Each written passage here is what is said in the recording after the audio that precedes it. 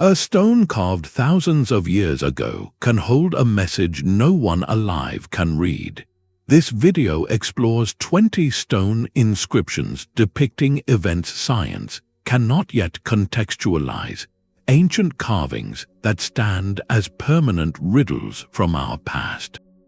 By the end, you will have a new perspective on what history might have forgotten. We will see images of what look like advanced machines etched into temple walls, and visit sites where the stones themselves seem to record impossible encounters. These artifacts force us to confront the limits of our knowledge, suggesting entire chapters of the human story may be missing. What does it mean when the only record of an event is a picture that makes no sense to modern eyes? The very purpose of carving in stone was to speak across centuries. Ancient artisans chose this enduring medium not for casual messages, but for truths they believed were essential for the future to know. Stories of divine favor, royal lineage, and celestial order meant to be read forever. Normally, historians can piece together these stories. A depiction of a battle might match a known conflict from clay tablets. A carved calendar could align with an observed astronomical cycle. The puzzle fits together because we have other pieces from the same box.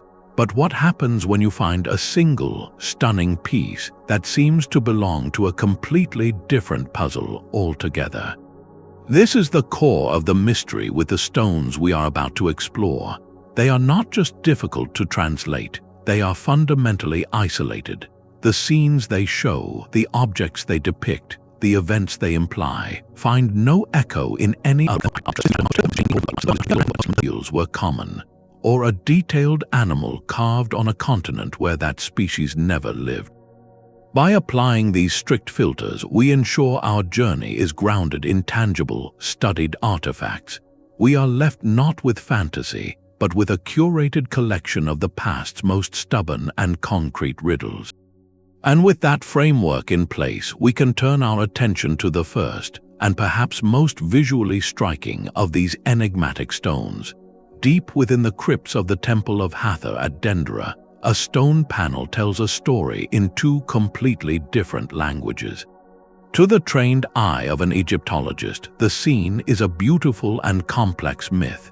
It shows a lotus flower, a potent symbol of creation from which a snake emerges. This serpent represents the god Harsomptus, and the entire image is a spiritual metaphor for the moment life springs forth from the primordial waters.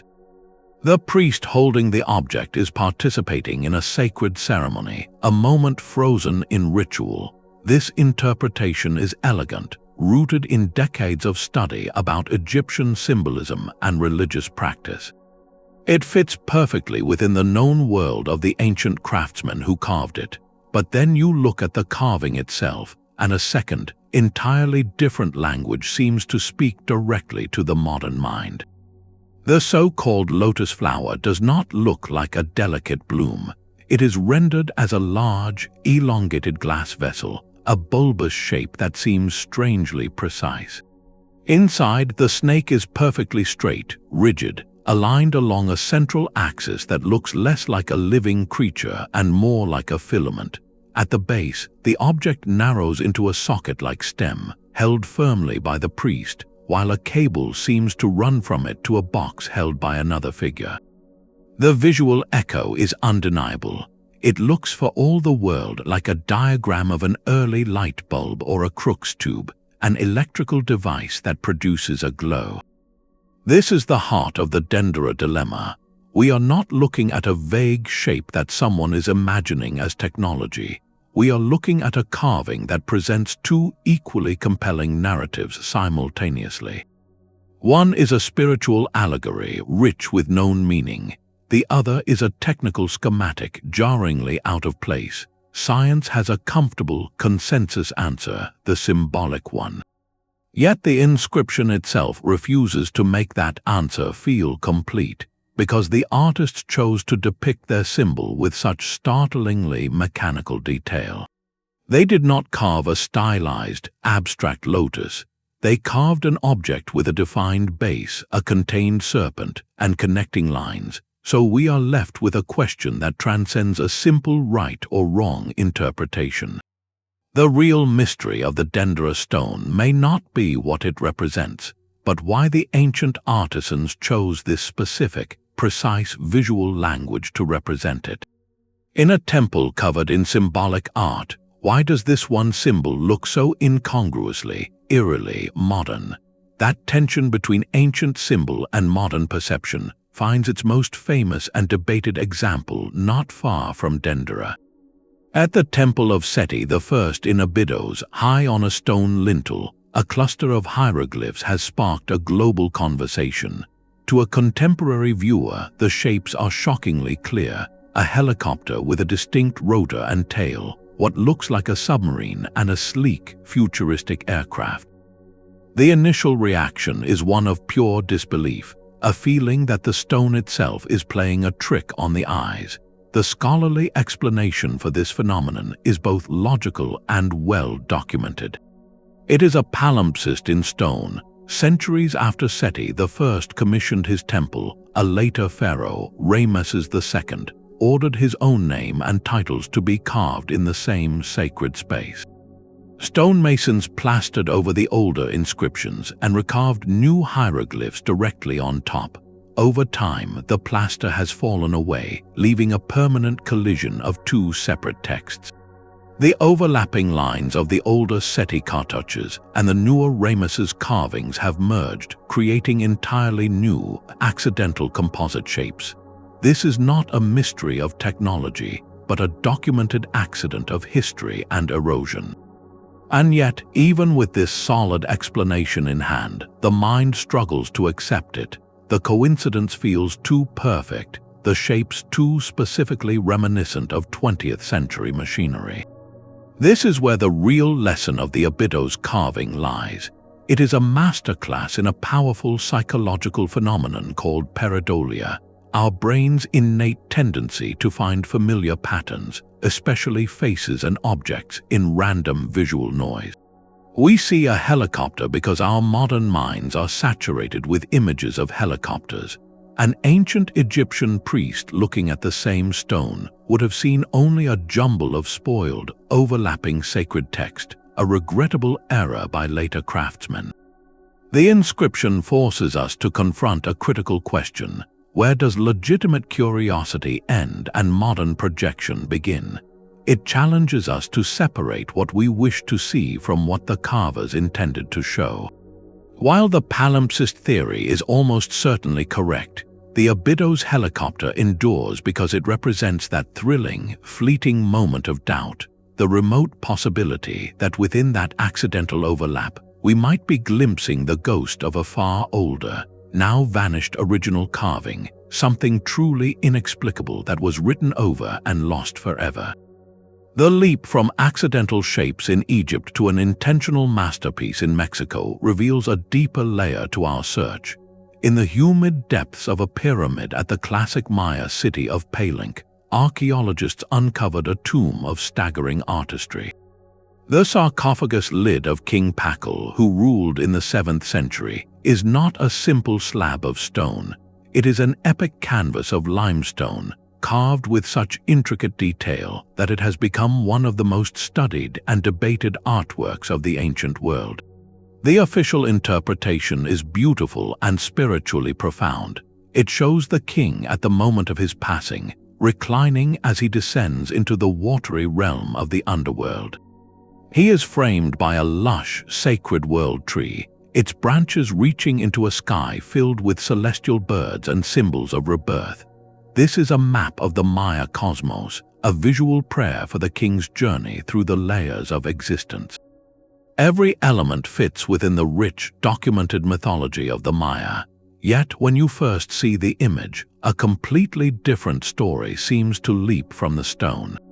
The king's posture is not one of serene rest. He is bent forward, leaning intently over a complex array of what look like controls, levers, and panels. His face is focused, his hand appears to be manipulating something. The world tree, with its precise, straight lines and geometric patterns, resembles less an organic plant and more like the schematic of a sophisticated machine, with flames or exhaust billowing from its base. It was this startling visual that led author Erich von Däniken to his famous ancient astronaut hypothesis, suggesting the carving depicted Pacal piloting a type of spacecraft. Mainstream archaeology dismisses this theory entirely, and for solid scholarly reasons. The symbolism is consistent with other Maya art, and the idea projects a 20th century fascination with rockets onto a deeply spiritual 15th century artwork. But to simply say the ancient astronaut idea is wrong does not make the stone's power any less real. The true, lingering question is not whether it shows a spaceship, but why this particular artistic vision of a spiritual journey feels so eerily, undeniably technological to our modern eyes. Why did the Maya artists, masters of naturalistic form, choose to depict the cosmic tree and the king's posture with such rigid, angular, almost mechanical precision? The mystery of the Palenque lid is not about proof of visitors from the stars. It is about the uncomfortable resonance between two separate worlds of imagination. A Maya priest would see a perfect representation of a sacred transition. We see the ghost of a control panel. The stone forces us to ask if our own technological age has unconsciously shaped a new symbolic language, one that now, centuries later, talks back to us from the past in a voice we mistakenly think is our own. The transition from the dense jungle of Palenque to the open sky of the Sahara is a journey from one kind of mystery to another. In the sun-scorched stone galleries of Tassili in Algeria, the rock walls hold a library of human experience stretching back over 10,000 years. Here, ancient artists painted scenes of their world, a Sahara that was once green and teeming with life. We see graceful antelope, herds of cattle, and human figures hunting and dancing in vivid, naturalistic detail. Their art is a direct window into a lost paradise, but among these familiar scenes, there is a group of figures that refuse to fit the narrative. They are called the Roundheads, and one among them has become a modern icon of the unexplained. This figure is tall, imposing, and utterly alien in its simplicity. Its body is a single, bulky, featureless shape, like a heavy suit or shell. Its head is a perfect, smooth sphere, devoid of any eyes, mouth, or nose. There are no fingers, no toes, no indication of gender or individuality.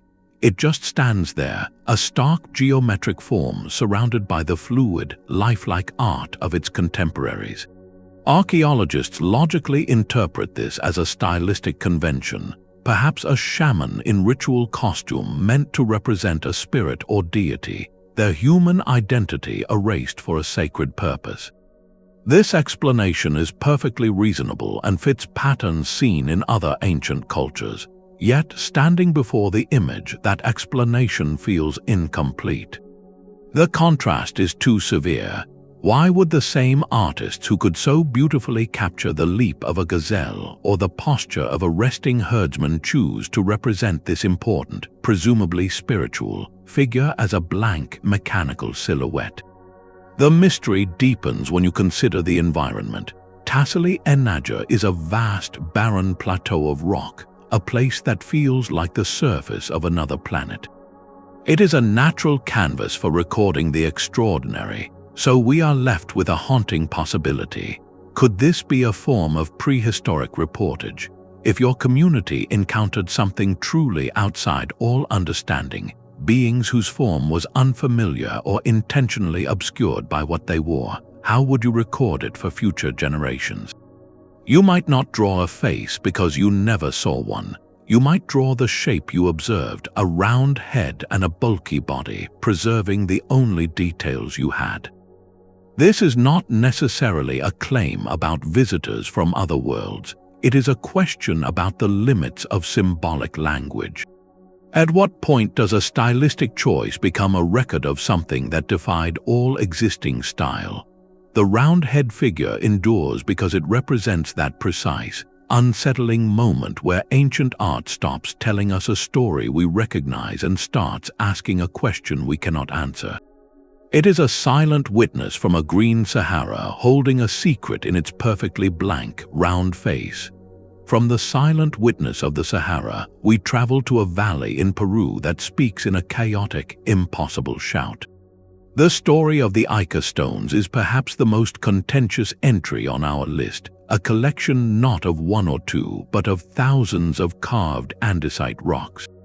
Their surfaces are a riot of contradictions, etched with scenes so defiant of established history that they feel like pages torn from a science fiction novel.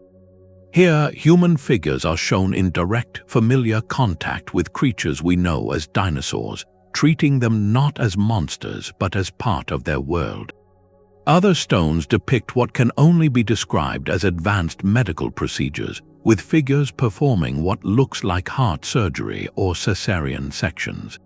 Still others show individuals using tools resembling telescopes to observe celestial bodies.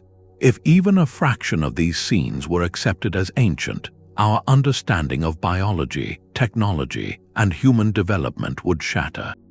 The immediate, overwhelming consensus from mainstream archaeology is that the Ica stones are a modern hoax, likely created in the mid-20th century. The evidence for this is strong. The carving techniques show signs of contemporary tools, and the artistic style is inconsistent with known pre-Columbian art. The initial source of the stones, a local farmer, later admitted to creating many of them himself. This should be the end of the story, a closed case of clever forgery. Yet, like so many of these enigmas, a thread of complication refuses to be neatly cut. A small number of these stones were reportedly found in undisturbed pre-Columbian tombs by reputable archaeologists decades before the main cache surfaced. This claim, while heavily disputed, introduces a sliver of persistent doubt. It creates the two-layered mystery that defines the Ica phenomenon. If it is entirely a hoax, it is a hoax of staggering scale and internal consistency, involving thousands of individually carved stones, each telling parts of the same bizarre, anachronistic story. Why would anyone invest that level of effort? But if any of the stones are genuinely ancient, the implications are so revolutionary that they challenge the very foundations of scientific history. The Ica stones, therefore, serve a purpose far beyond proving or disproving their own authenticity. They stand as the ultimate case study in a critical archaeological concept, provenance, the documented history of an object's discovery and ownership. They force us to confront how fragile that chain of custody can be, and how desperately we, as a species, want to find tangible proof for the stories that official history has labeled impossible. They live in that tense space between a deliberate fraud and a forbidden truth, reminding us that sometimes the greatest mystery is not what the artifact shows, but why we so deeply wish it were real. The chaos of Ica gives way to a quieter, but no less divisive, mystery in the French countryside. In 1924, a farmer named Émile Fradin was ploughing his field near the village of Glozel when his plough struck something hard. What he uncovered was not a single stone, but an entire cache of artifacts that would ignite one of archaeology's most bitter and unresolved controversies. From the damp clay soil, Fradin and later excavators pulled out curious objects, smooth ceramic tablets, strangely shaped idols, and polished bone tools.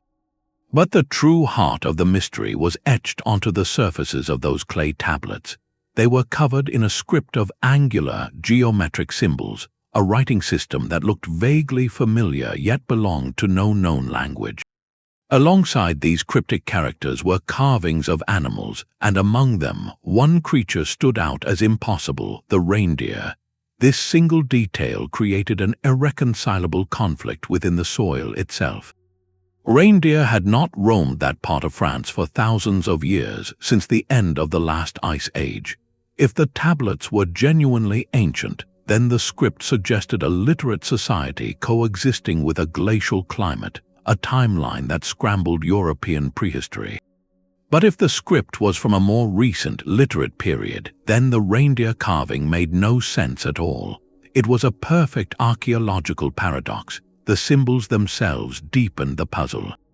Some bore a passing resemblance to Phoenician letters, others to ancient Iberian scripts, but they were jumbled together in a nonsensical order, as if someone had seen examples of ancient writing but did not understand how to use them to form words. This ambiguity turned Glozel into a war zone.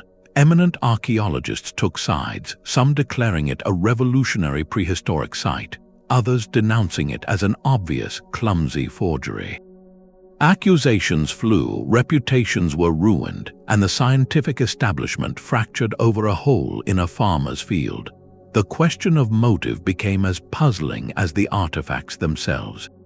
If it was a forgery, why? Emil Fradin was a young farmer with no apparent background in archaeology or linguistics.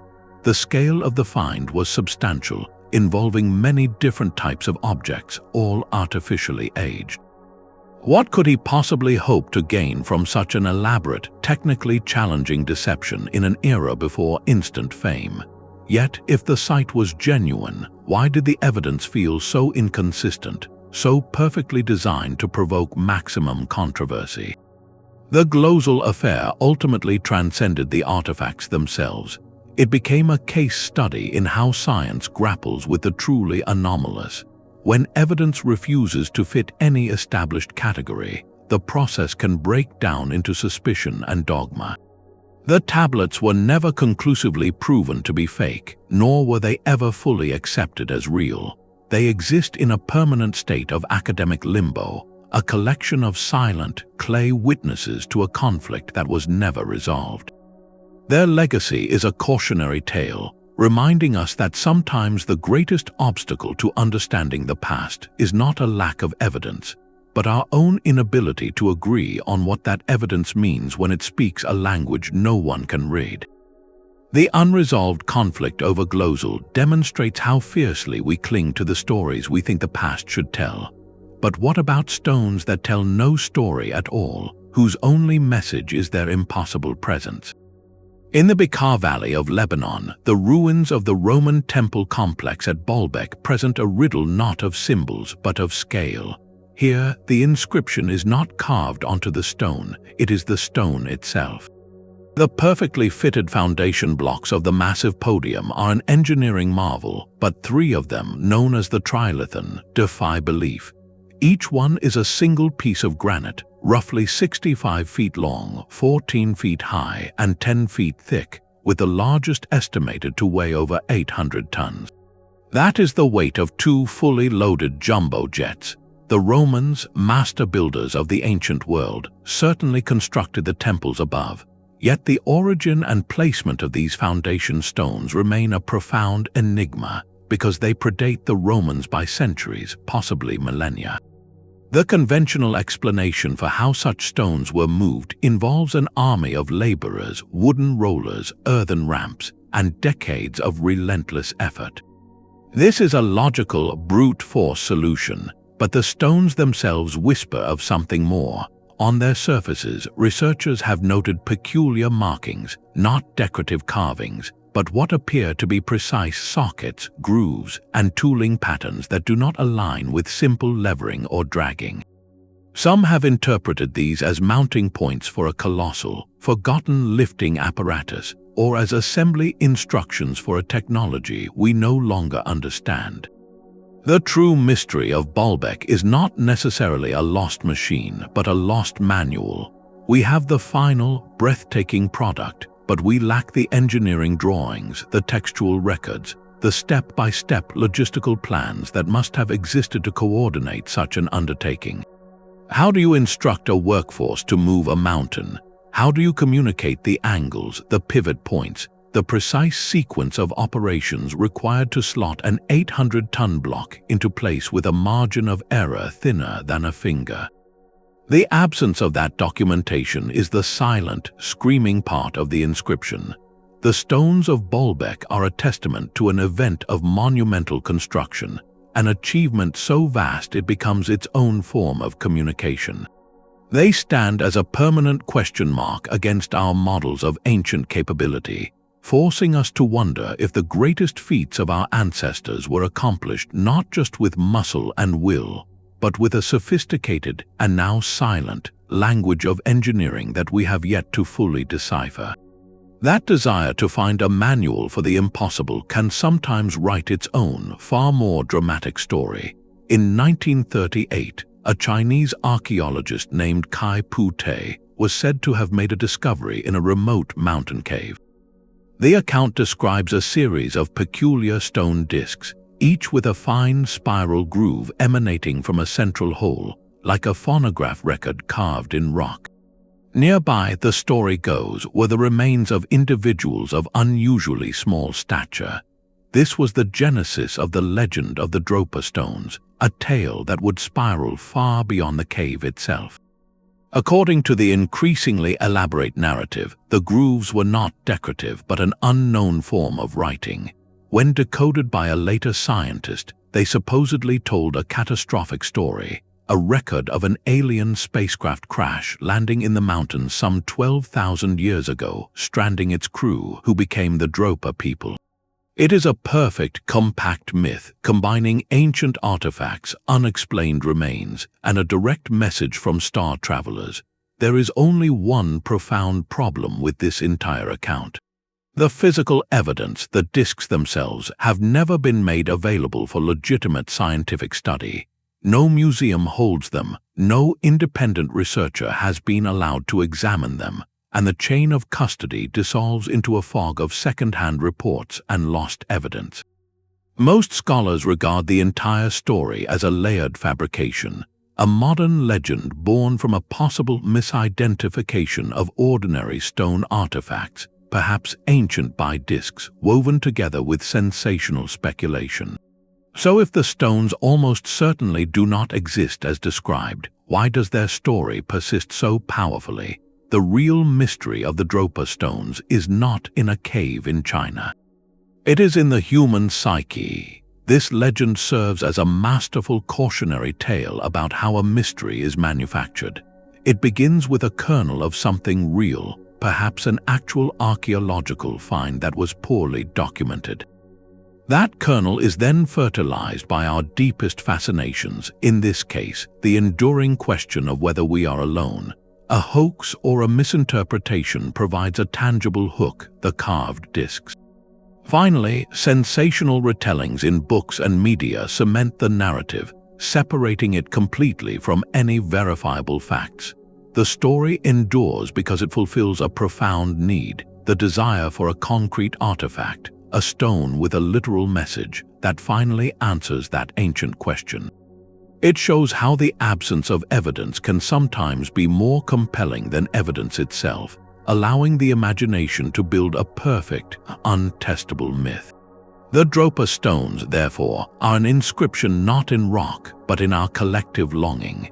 They remind us that in the search for the extraordinary, we must vigilantly distinguish between the mysteries presented by the earth and the mysteries we are all too eager to place upon it.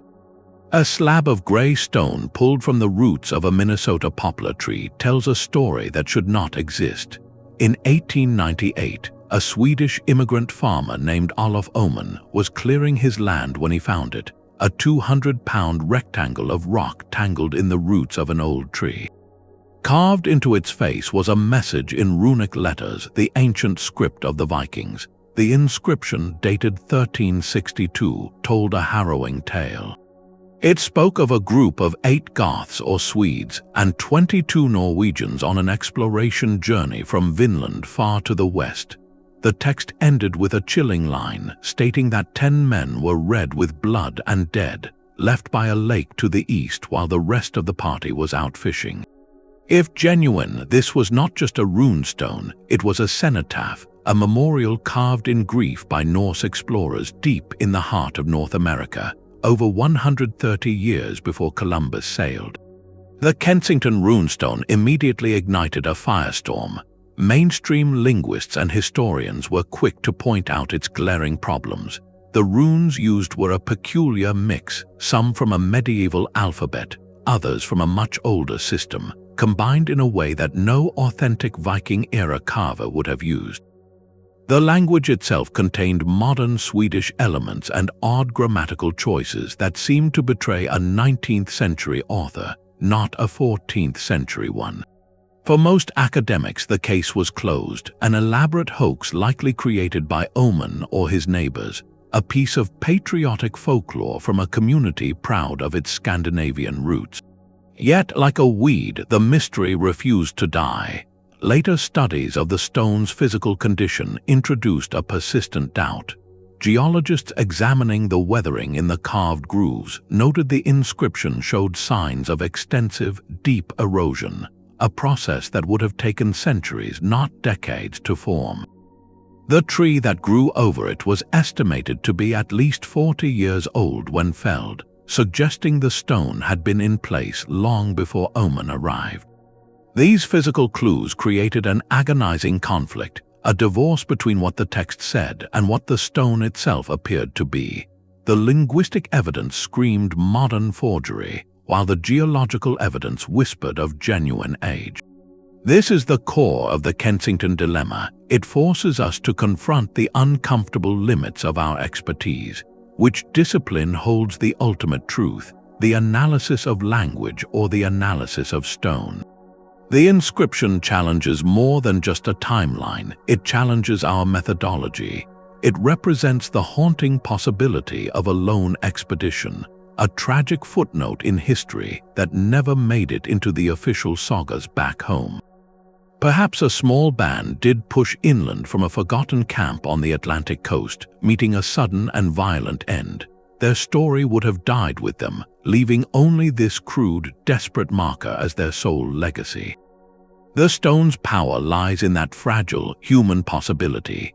It asks us whether history is only what was written down and preserved by the victorious, or if it can also be the silent, weathered plea of the lost, waiting centuries for someone to listen. The silent, weathered plea of a lost explorer is one kind of mystery, but what of a message carved in plain sight, whose author deliberately chose to remain a ghost? In 1980, on a remote hilltop in rural Georgia, a set of modern granite slabs appeared, commissioned by a man using a pseudonym. The Georgia guidestones were not ancient, but they were built with the same timeless ambition to speak across centuries. Etched in 8 modern languages were 10 concise guidelines for a future age of reason, directives covering population limits, environmental stewardship, and global governance. A smaller capstone bore inscriptions in 4 ancient scripts, and the entire structure was precisely aligned with celestial movements, tracking the sun and the North Star. Here was a modern monument using the ancient language of stone and stars to deliver a manifesto. Yet, from the moment of its erection, the true mystery was not the message, but the messenger. The anonymous sponsor, a man calling himself R.C. Christian, left no further explanation. This vacuum of intent became a canvas for every conceivable interpretation. Were the guidestones a benevolent blueprint for a sustainable future, a sinister plan for global control, or an elaborate philosophical art project? The guidelines mentioning population balance and guiding reproduction wisely were particularly prone to alarmist readings, transforming a quiet field in Georgia into a pilgrimage site for conspiracy theorists and curiosity seekers alike. The stones did not just carry a message, they generated a modern mythology around themselves, proving that the power of an inscription lies as much in what is unsaid as what is carved. The final, dramatic chapter of their story arrived just a few years ago, when the monument was heavily damaged in an explosion and later fully demolished. This act of destruction did not erase the mystery, it completed it. The guidestone's legacy is now a perfect, modern parable about the life cycle of an inscription. It shows how a message set in stone is never truly static. It is interpreted, contested, vilified, and ultimately, its physical form can be undone by the very conflicts its words inspire. Science can analyze the granite, date the carving, and translate the languages, but it cannot decode the human motives behind the pseudonym or calm the societal fears that the words ignited. The stones stand, or rather fell, as a testament to a new kind of riddle, one where the artifact is recent, the text is clear, and the only thing science cannot contextualize is the storm of meaning we choose to build around it. The silent library of a lost world's experiences finds its most poignant expression not in granite, but in wood, on the most isolated inhabited island on Earth. Easter Island, or Rapa Nui, is globally known for its towering stone moai, silent sentinels gazing inland. Yet an even deeper mystery survives in a fragile, perishing medium, the undeciphered script known as Rongorongo, carved onto 24 surviving wooden tablets. These are not simple pictographs, but a complex, systematic writing system, with glyphs arranged in a consistent reverse Boustrophedon pattern, meaning the lines alternate direction, like an ox plowing a field. This sophistication alone is staggering, evidence of a literate society that developed in complete isolation, thousands of miles from any other culture with writing. The glyphs themselves are miniature works of art, some showing familiar local animals like birds and fish, while others depict impossible biological hybrids, creatures that seem to be part human, part plant, or part something entirely unknown. They could be mythological beings, records of unique ecological events, or symbolic representations of genealogical lines. We simply do not know because the last individuals who could read them were taken from the island in the 19th century, victims of raids and disease that severed the chain of knowledge forever. This loss transforms the tablets from historical documents into pure, aching mystery. They are a complete library whose catalogue has been burned. The tragedy is amplified by the island's famous societal transformation, a story often simplified as a collapse. We see evidence of environmental change and cultural shift in the archaeological record, but the Rongorongo tablets hold the potential to tell that story from the inside, in the words and images of the people who lived through it. Did they carve warnings about resource depletion? Did they record the arrival of new leaders or gods? Did they write poems about the last great tree felled? Without a key, these questions hang in the air. The script's enduring puzzle forces a humbling realization. An inscription is only a message if someone remembers the code. Otherwise, it is just a beautiful, silent artifact, a stark reminder that history is not just what happened, but what we are still able to hear from those who were there to see it. From the silent library of Rapa Nui, we travel to a landscape that speaks in lines so vast they can only be read from the sky. The Nazca Plains of Peru are one of archaeology's grandest and most perplexing canvases. Scratched into the dark desert pavement to reveal the lighter earth beneath are hundreds of immense geoglyphs, ranging from intricate hummingbirds and spiders to perfect geometric shapes and lines that run straight to the horizon. These are not inscriptions in the traditional sense, carved on a portable stone. They are the desert itself, transformed into a permanent message. The technical achievement is staggering, requiring precise scaling from small models to outlines hundreds of feet across, executed with remarkable accuracy over miles of rugged terrain. We understand the how, the simple process of removing surface stones, but the why remains one of history's most compelling open questions. The animal figures fit within known Nazca cosmology, possibly representing spirits or constellations. Yet it is the relentless geometric forms, the immense trapezoids, triangles, and parallel lines that stretch for miles, that truly resist interpretation. They look less like symbols and more like diagrams, runways, or alignments for something unseen. This shifts the mystery from what is depicted to the very act of depiction. Creating these geoglyphs was not a weekend project. It was a sustained, generations-long communal effort, a society dedicating immense labor to a project whose full utility was invisible to them on the ground. They were creating art for a viewpoint they could never physically achieve. This fact fuels the most enduring theories. Were they ritual pathways walked during ceremonies to invoke life-giving water from the parched earth? Were they a colossal astronomical calendar aligning with solstice sunrises or specific star groups? The scale of the endeavor suggests it was central to the community's identity and survival, an inscription of their plea to the gods or their understanding of the cosmos onto the very skin of the world. But the absence of any written record from the Nazca themselves leaves us with only the breathtaking patterns and our own speculation. The lines challenge science to contextualize not a single event, but the ongoing event of their creation, a centuries-long sentence written in the earth whose verb we have lost. They stand as a testament to human dedication, a permanent question mark etched across 400 square miles, asking us what we would be willing to build together if we believed the audience was in the heavens.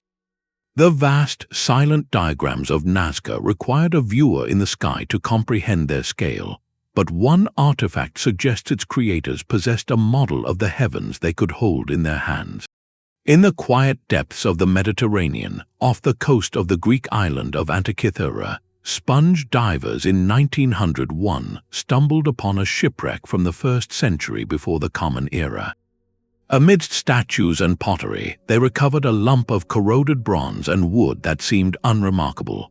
Decades later, as conservators painstakingly cleaned it, the lump fell apart to reveal something that should not have existed, a complex clockwork device of interlocking bronze gears housed in a wooden frame.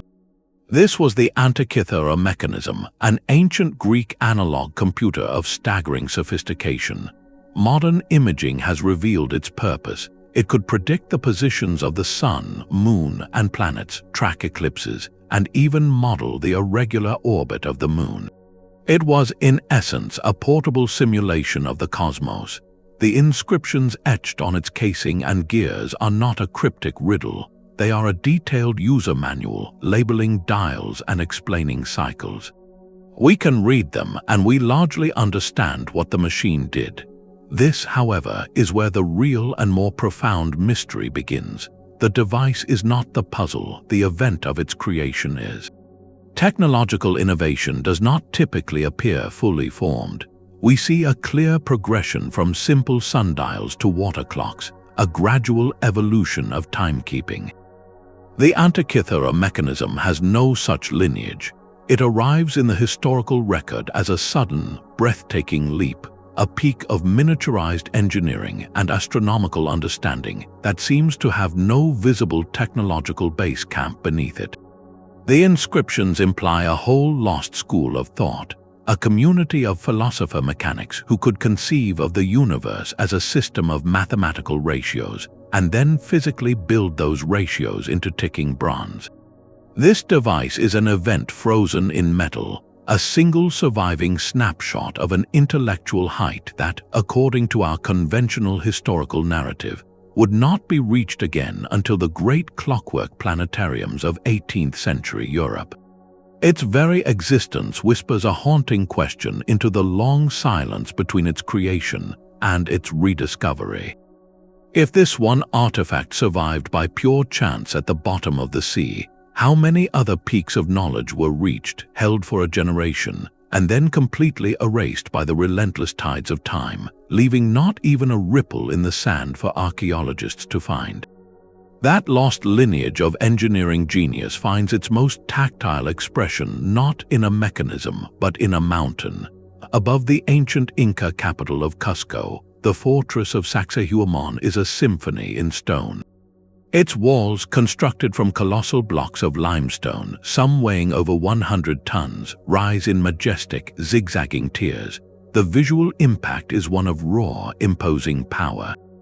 But it is only when you step close enough to reach out and touch the stone, that the true, silent mystery of the place reveals itself: the joins. Each multi-angled block is cut and fitted to its neighbors with a precision that defies belief. The seams are so tight, so perfectly interlocked, that even after centuries of earthquakes and settling, You cannot slip the edge of a razor blade or even a piece of paper into the gaps. This is architecture without mortar, a three-dimensional stone puzzle assembled on a gargantuan scale. The fortress itself is the inscription, a wordless, monumental statement carved not onto rock but from it. The event it records is not a battle or a coronation, but the single, sustained act of its own creation. We know the Inca were master stonemasons. We see their skill in the elegant, fitted walls of Machu Picchu. But Sacsayhuaman represents something else entirely, a leap in ambition and execution that pushes at the very edges of the toolkit historians traditionally place in their hands. The question is not whether they could quarry and move immense stones. They clearly did. The enigma is in the finishing. How did they achieve that flawless, seamless fit? The conventional explanation involves painstaking abrasion, using sand, water, and harder stones to slowly grind each surface to a perfect match. This is a logical, if almost unimaginably labor-intensive process. Yet, some researchers point to intriguing local legends and a handful of curious artifacts, like stone blocks with peculiar, softened impressions, that hint at another possibility. Could the Inca have possessed a lost botanical knowledge, a compound derived from local plants that could temporarily soften the surface of the stone, allowing them to mold and fit the blocks with a plasticity we can scarcely conceive?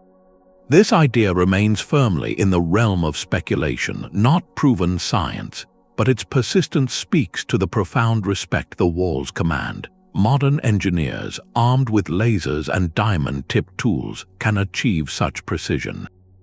To envision it being done with stone hammers and bronze chisels requires a complete reimagining of the process, a level of patience and collective skill that feels almost superhuman. The walls of Sacsayhuaman, therefore, do not whisper of lost technology in the sense of machines or gears. Instead, they shout of a lost manual for the human hand and eye, a communal mastery over material that we can measure with our instruments but cannot replicate with our understanding. They stand as a permanent tactile question, asking us not just how they were built, but what a society must believe and what it must value, to commit generations to fitting mountains together without a crack of light between them. The silent mastery of Inca stonemasonry speaks of control, of a society shaping its world with immense patience. But what happens when the evidence suggests a moment of utter, uncontrollable violence, written not in words but in the very chemistry of a city's bones? The ruins of Mohenjo-Daro, one of the great centers of the ancient Indus Valley civilization, present a puzzle of a different kind. This was a metropolis renowned for its astonishing urban planning, with grid-like streets, advanced drainage, and a sense of orderly public life. The artifacts left behind speak of commerce, craft, and domestic routine.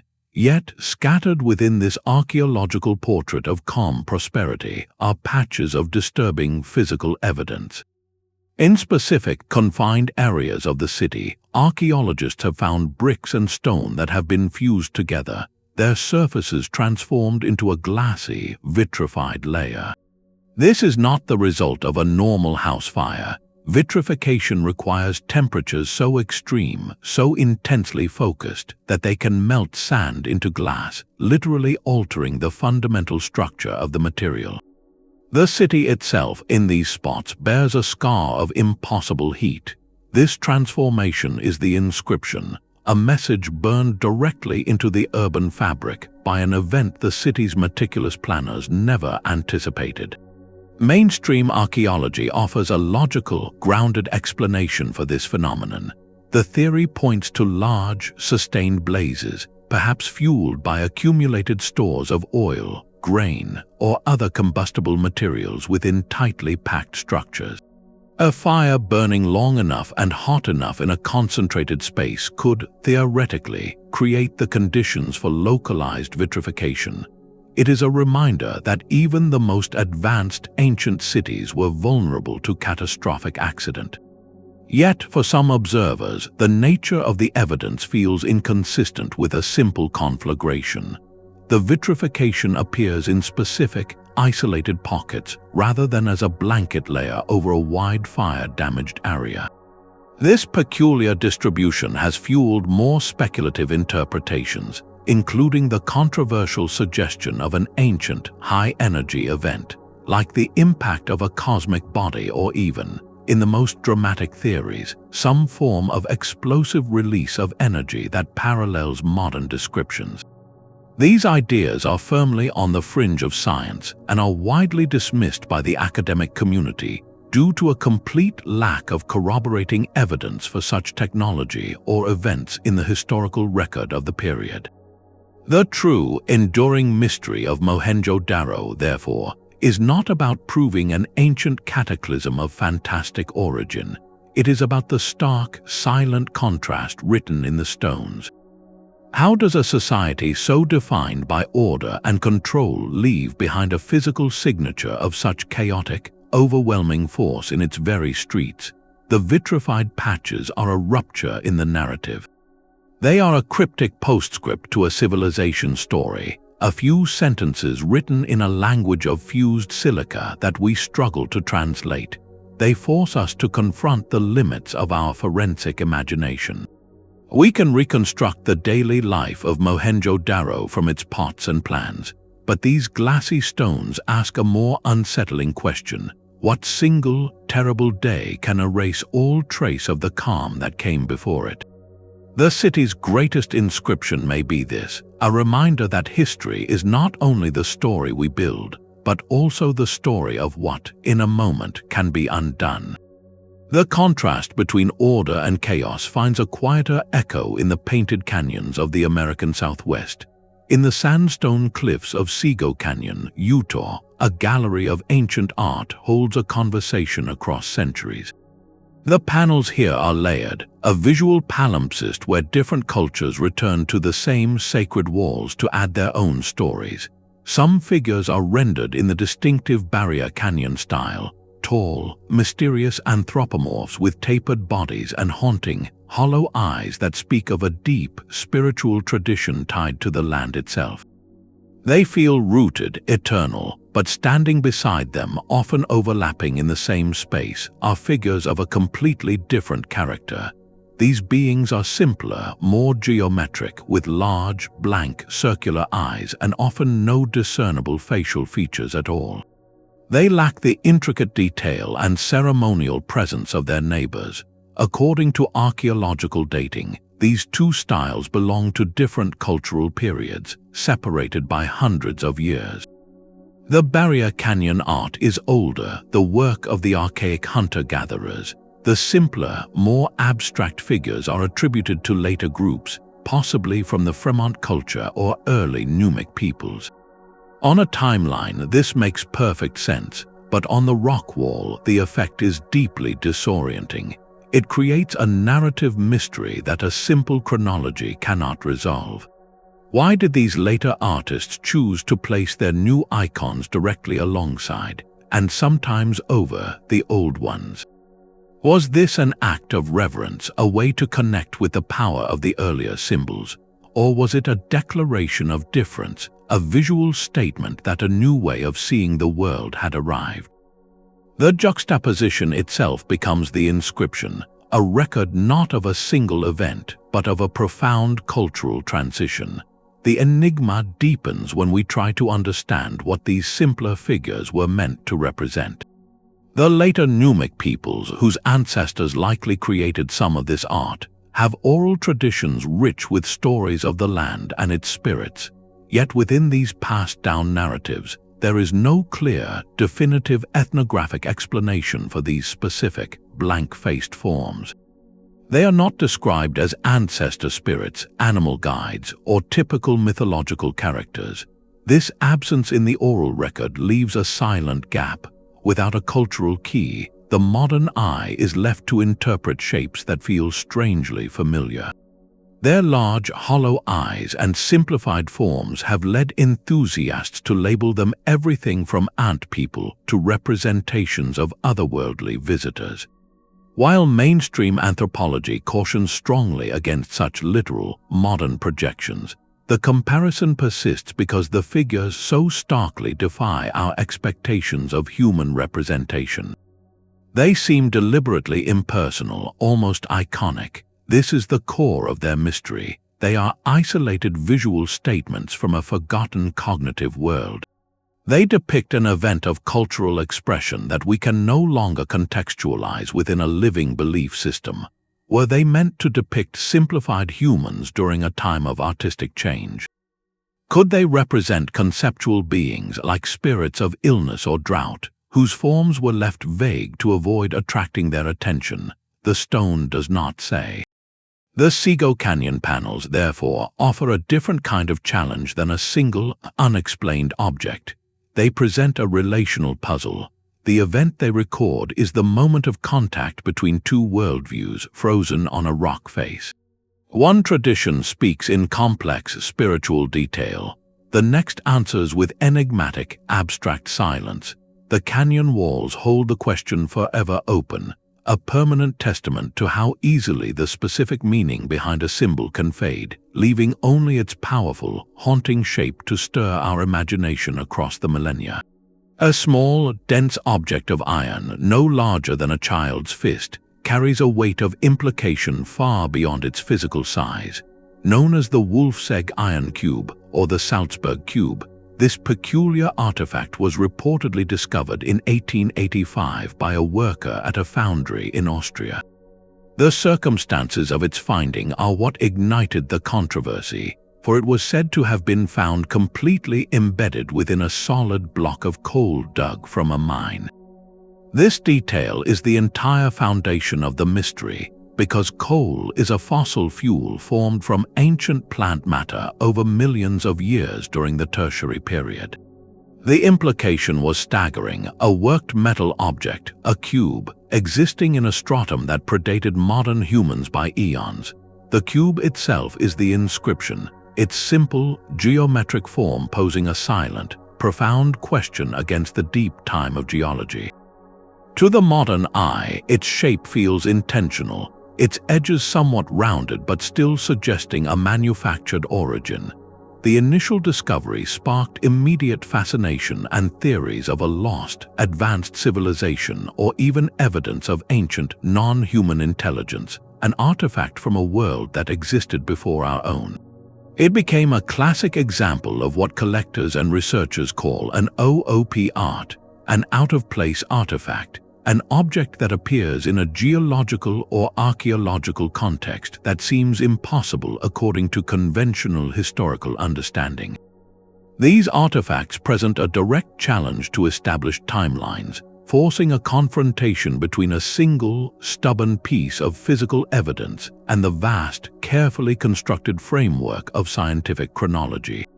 The human desire to find such objects is powerful, as they represent potential keys to unlocking forbidden chapters of history. The Wolf's Egg Cube seemed to be a perfect key. Yet science, when confronted with such an anomaly, does not simply accept the initial story. It begins a rigorous process of testing the object and the narrative surrounding it. Upon detailed examination, the cube's mystery began to unravel in a more mundane yet equally instructive direction. Metallurgical analysis revealed it was not pure iron but cast iron, a material with a high carbon content. This composition is significant because cast iron, as we know it, is a product of relatively advanced smelting technology, not something one would expect to find naturally formed.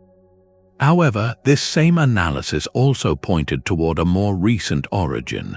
Furthermore, the cube's shape, while suggestive, lacks definitive tool marks that would conclusively prove it was shaped by human hands. It could just as easily be a natural nodule of iron, a geological oddity shaped by the immense pressures within the Earth. The most widely accepted explanation today is a practical one, a historical misunderstanding of context. It is likely the cube is indeed a man-made object, but from a much later period, perhaps a fragment of a mining tool or a piece of industrial debris from a nearby operation. Through some accident, it could have fallen into a coal seam or become lodged in a fissure that later resealed. creating the illusion that it was coeval with the Coles Formation millions of years ago. This explanation satisfies the scientific community, as it reconciles the object with known technological history without requiring a rewrite of geology. But the enduring power of the Wolf's Egg Cube and of OOP arts as a category lies not in proving a fantastic theory, but in the intellectual journey they force upon us. They test the robustness of our methods. A genuine anomaly must survive an exhaustive gauntlet of scrutiny. Its provenance must be impeccable, its context must be undisturbed, and it must resist all conventional explanations. Most alleged OOP arts, like the cube, ultimately reveal a more ordinary story upon close inspection, a lesson in how easily eyewitness accounts can be misinterpreted and how context can be lost. Yet the fascination persists because they represent a critical function of science, the need to investigate the outlier. They remind us that our timelines are models built from evidence, and that every model must be flexible enough to accommodate a new, verified piece of data, no matter how inconvenient it may seem. The cube's true inscription, therefore, is not a message from a pre-human world, but a lesson in careful discovery, a small, iron reminder that separating geological coincidence from historical revelation is one of the most delicate tasks of understanding our past. The quiet fields of Carnac in Brittany hold a statement of such scale it can only be comprehended from the air. Here, over 3,000 standing stones are arranged in long, precise rows that march across the landscape for miles. This is not a single monument, but a megalithic landscape, an entire geography reordered by human hands. The Carnac alignments are one of the most extensive and enigmatic prehistoric sites on Earth.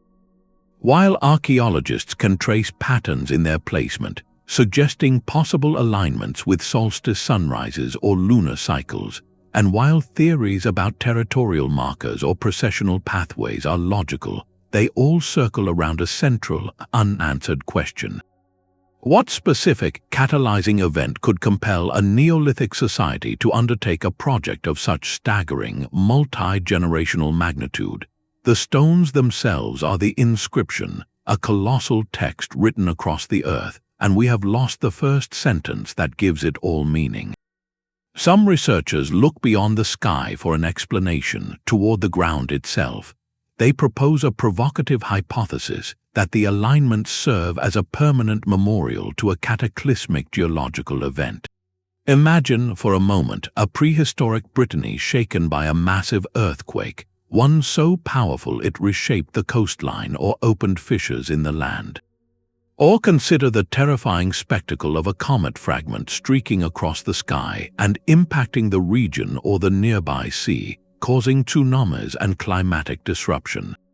Such an event would have been utterly outside the experience of the people who witnessed it, a rupture in the natural order so profound it demanded a permanent response. In this theory, the act of erecting the stones was not about astronomy alone, but about anchoring memory in the landscape. Each stone quarried, hauled, and set upright could represent a communal act of remembrance, a way to physically mark the land that had been so violently altered, or to create a protective barrier against whatever cosmic or subterranean forces had been unleashed. The sheer, sustained effort involved lends weight to this idea of a society-wide impulse. We are not looking at a project completed in a single chieftain's lifetime. The alignments represent centuries, perhaps millennia, of continuous labor. This suggests the driving motivation was not a passing fancy or a simple calendar, but something woven into the very identity and survival narrative of the culture. It became a tradition, a sacred duty passed from one generation to the next to keep adding to these silent rows. The stones are a physical manifestation of a story so important it had to be told in the most durable language available, granite and earth. Science can date the stones, map their astonishingly straight lines, and analyze the tools used to shape them.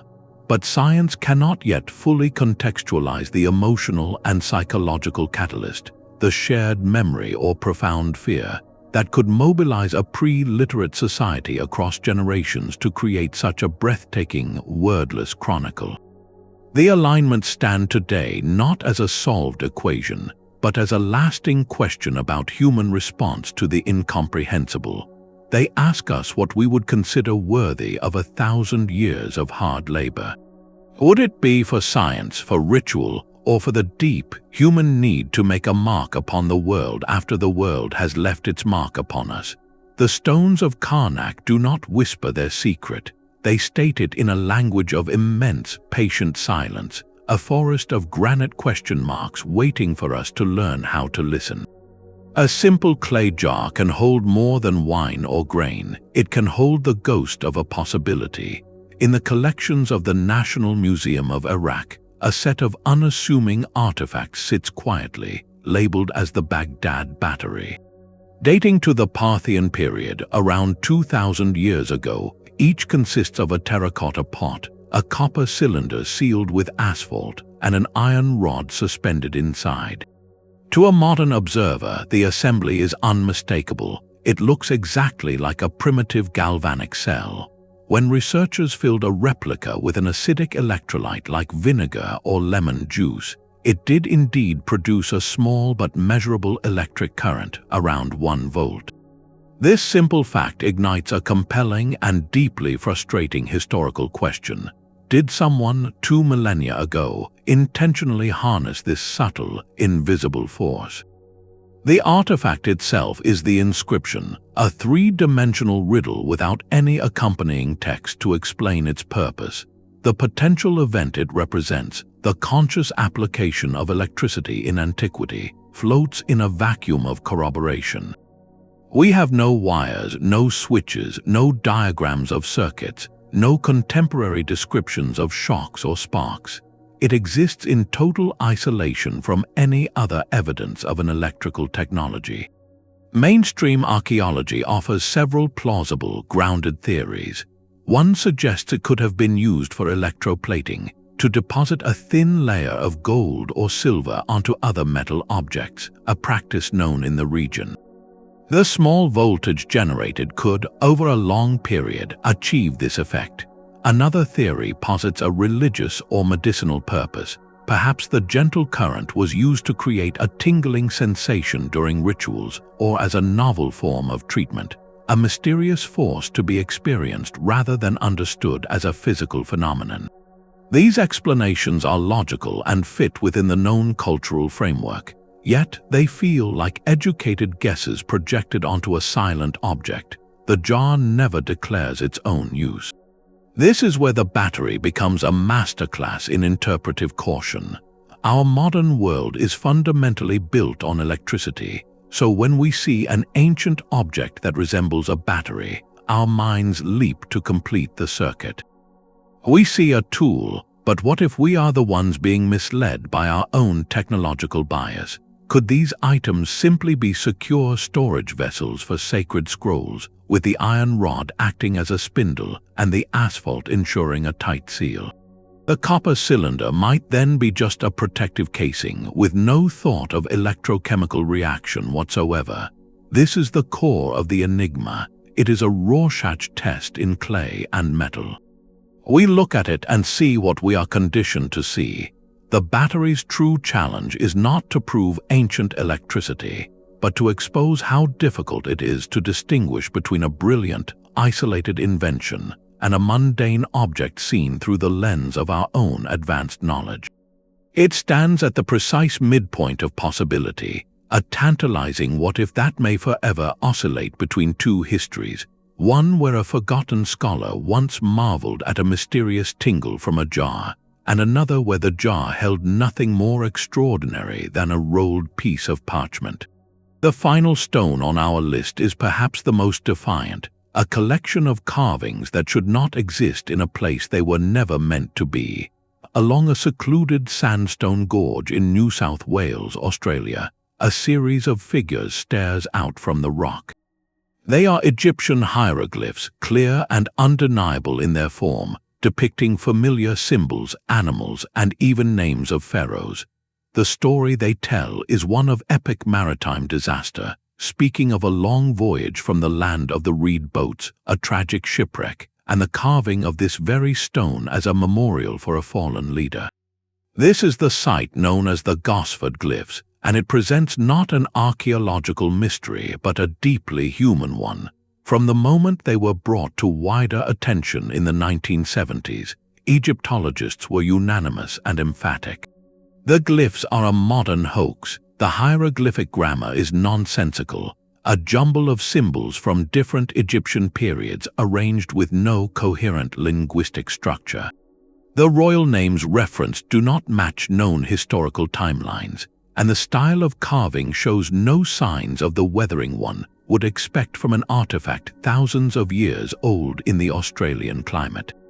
The academic verdict is clear. This is not evidence of ancient Egyptian contact with Australia. It is a 20th century creation, and yet the story refuses to die. Local anecdotes speak of the glyphs being known to some families for generations before their official discovery, whispers passed down that complicate the simple hoax narrative. The site itself adds to the intrigue, located in a rugged, remote area far from easy access, requiring significant effort to reach, let alone to execute such an elaborate and physically demanding carving project. This combination of factors creates a fascinating sociological puzzle. If it is a forgery, and all credible evidence says it is, then we must ask a more compelling question than whether it is real.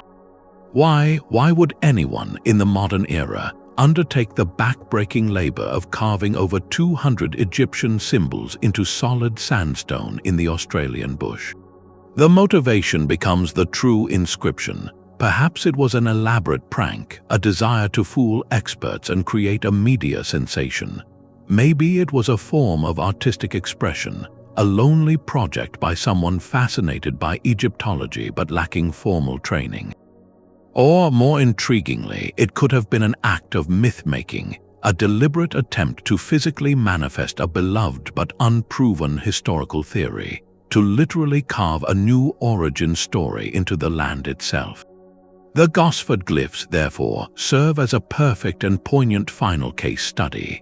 They represent the ultimate blurring of the line between a mystery born of the ancient world and one generated by our own modern longings. They show how the powerful human desire for a rewritten history, for a connection to a grander, more mysterious past, can itself become the creative force that produces new artifacts. The glyphs are not a message from ancient sailors. They are a message from our own time, a reflection of our enduring need to find patterns and connections across the vast, silent stretches of history. They remind us that sometimes the most persistent riddles are not about what our ancestors left behind, but about what we, in our own curiosity and yearning, are driven to leave for ourselves. These 20 stones scattered across continents and centuries do more than present isolated riddles. When we step back and view them as a collection, a fascinating tapestry of human experience begins to emerge, woven with threads of common themes. The first and perhaps most revealing pattern is the startling frequency with which these ancient carvings seem to echo our own modern technological anxieties and aspirations. From the bulb-like object at Denderah to the rigid figure at Tassili, from the possible battery in Baghdad to the celestial computer in the Aegean, they repeatedly touch upon themes of energy, flight, machinery, and cosmic connection. This resonance is so powerful it feels intentional, as if our ancestors were sending a direct message about lost knowledge. But we must pause and consider a more humbling possibility. Is the message truly in the stone, or is it in the eye of the modern beholder? Our world is defined by engines and electricity, by rockets and radios. It is only natural, perhaps inevitable, that when we encounter an ambiguous ancient symbol, our minds instinctively reach for the closest familiar reference point from our own time. The carved serpent becomes a filament, the king's posture becomes a pilot's seat, the round head becomes a helmet. This is not necessarily a mistake, but a powerful reminder of cultural bias. We are, in a very real sense, translating these images through a modern dictionary, and some meaning is always lost or altered in translation. The pattern reveals as much about our own psyche and our desire to find precursors to our technological age as it does about the intentions of the original artist. A second, very different pattern emerges from the silent, monumental labors of places like Baalbek, Sacsayhuamon, and Karnak. These are not puzzles of iconography, but puzzles of scale. They speak less of mysterious technology and more of a lost scale of human will and communal organization. The event they record is the sustained act of creation itself, a society-wide commitment spanning generations. This pattern asks a profound question about social motivation. What belief system, what shared imperative, could compel a culture to dedicate centuries of collective effort to moving mountains or raising forests of stone? The answer seems to lie beyond simple utility or even astronomy. It points toward a deep, unifying purpose, perhaps a sacred duty to align the human world with the cosmic order, or to create a permanent bulwark against the chaos of nature or time. These sites remind us that the greatest human achievements are often not the product of lone genius, but of a common story so powerful it can coordinate the labor of thousands for a goal none of them would live to see completed. The mystery here is not a hidden machine, but a lost social contract, a forgotten way of mobilizing human potential toward a single, breathtaking end. Underlying both these patterns is a third, more subtle thread, the theme of profound isolation. With striking consistency, these enigmatic inscriptions exist as singular outliers within their own cultural context. The Antikythera mechanism has no siblings, the Rongo-Rongo script has no Rosetta Stone. The vitrified stones of Mohenjo-Daro sit amidst ruins that tell a completely different story. They are lone data points on a graph, disconnected from the smooth curve of historical progression. In archaeology, context is everything. A strange pot found with common coins and tools can be understood as a ritual object or an import. But a pot found alone, with nothing else like it, becomes a much deeper puzzle. These stones lack the corroborating texts, the supporting artifacts, the evolutionary precursors that would allow us to comfortably slot them into a narrative. They are historical non sequiturs, sentences from a book whose other pages are missing. This isolation is what elevates them from curiosities to genuine enigmas. It forces us to confront the fragile nature of the historical record itself. We build our understanding of the past on the evidence that survives. But what if the most extraordinary events, the true peaks and ruptures, are the least likely to leave a conventional trail? A single catastrophic day might leave only a patch of glassy stone. A lone, brilliant invention might sink to the bottom of the sea, never to be replicated. The pattern of isolation suggests that history, as we know it, may be built largely from the evidence of what was normal and widespread, while the truly exceptional, the wonders and the disasters often vanish, leaving behind only a cryptic, solitary marker as their sole witness. So what do these patterns, taken together, ultimately tell us? They sketch the boundaries of a great and humbling frontier in our understanding. They map the limits of archaeological interpretation, showing where our tools of carbon dating, linguistic analysis, and comparative mythology reach their edge. Beyond that edge lies the territory of the singular event, the lost manual, the forgotten word.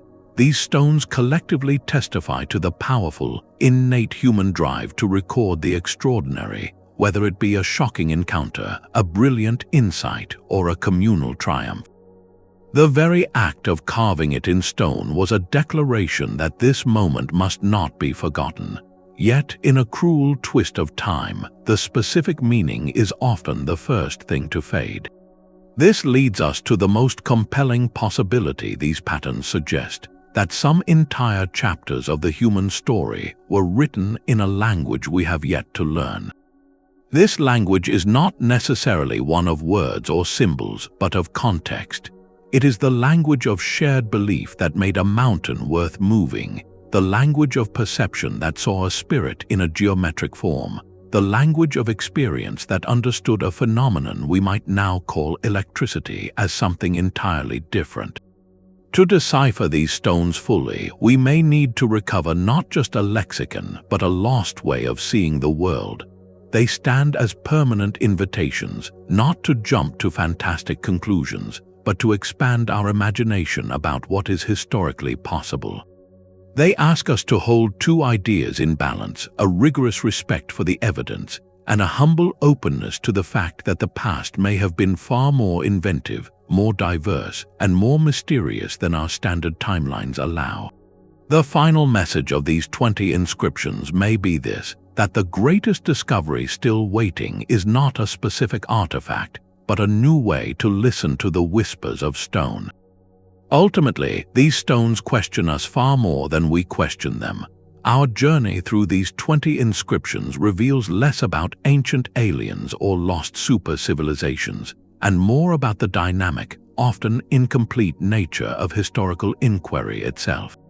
Each carving, whether a clever hoax, a modern misinterpretation, or a genuine and stubborn anomaly, functions as a kind of mirror. When we stare into its weathered surface, we see our own assumptions, our technological biases, and our deep-seated desires reflected back at us. We long for connection, for proof of forgotten genius, for a past that is as wondrous and mysterious as the future we hope to build. The stones do not provide easy answers, but they brilliantly illuminate the questions we carry. They remind us that history is not a closed book of settled facts, but an ongoing and often messy dialogue with the past. It is a conversation where new evidence can whisper, old theories can crack, and our understanding must remain flexible. While mainstream science may not yet be able to fully contextualize the specific events these stones seem to depict, the very act of wrestling with them, of taking them seriously enough to investigate and debate, actively expands the boundaries of what we consider possible. It pushes archaeologists, historians, and chemists to refine their methods, to double-check their timelines, and to humbly acknowledge the gaps in our collective knowledge. Therefore, let these enigmatic carvings inspire not certainty, but a profound and enduring curiosity. Let them fuel a drive to look deeper at the world around us, to question established narratives with a respectful but critical eye, and to remain genuinely open to the wonders the past may still conceal within plain sight. The greatest lesson they offer is that the search for meaning is never truly over. What other messages are waiting, half buried in a desert or submerged in a shipwreck, for a future generation that will finally develop the lens to read them? The next chapter of this story is still being written, perhaps in a laboratory, a library, or a distant canyon. We invite you to continue the conversation. Which of these 20 inscriptions did you find most compelling, and why? Share your thoughts in the comments below, and subscribe for more journeys to the edges of history's greatest mysteries.